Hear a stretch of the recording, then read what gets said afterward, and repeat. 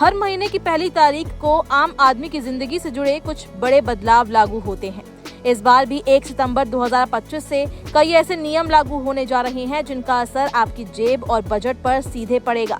चाहे आप silver jewellery खरीदते हो, क्रेडिट कार्ड का इस्तेमाल करते हो या फिर रसोई गैस का सिलेंडर मंगवाते हो, ये बदलाव आपको जरूर प्रभावित करेंगे।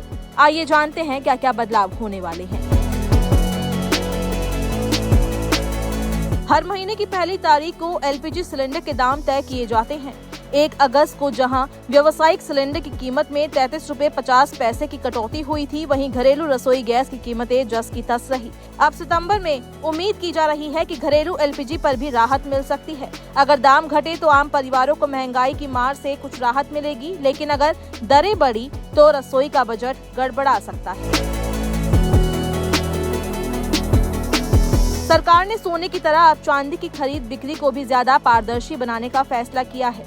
1 सितंबर से सिल्वर ज्वेलरी पर हॉल मार्किंग का नियम लागू किया जा सकता है। हालांकि शुरुआत में ये स्वैच्छिक रहेगा, लेकिन आने वाले समय में इसे अनिवार्य कर दिया जाएगा। इसका सीधा मतलब है कि अब चांदी की शुद्धता और कीमत पर ज्यादा भरोसा किया जा सकेगा।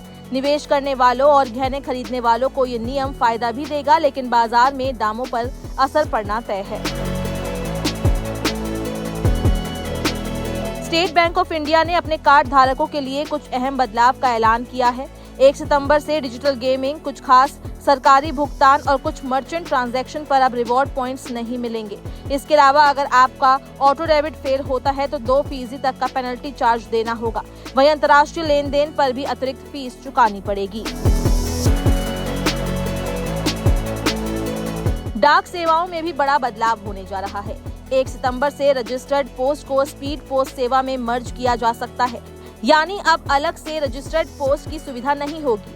जो भी डाक आप भेजेंगे वो सीधे स्पीड पोस्ट कैटेगरी में शामिल कर दिया जाएगा।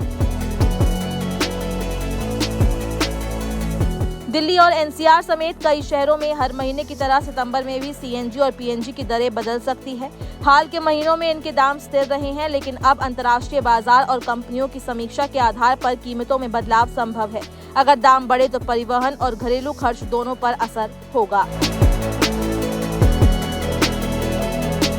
बैंकों की फिक्स डिपॉजिट दरें भी बदल सकती है। अभी कई बैंक 6.5% से 7.5% तक ब्याज दे रहे हैं, लेकिन अनुमान है कि आने वाले दिनों में ब्याज दरों में कमी हो सकती है। ऐसे में अगर आप एफडी कराने की सोच रहे हैं तो जल्दी फैसला करना फायदेमंद हो सकता है।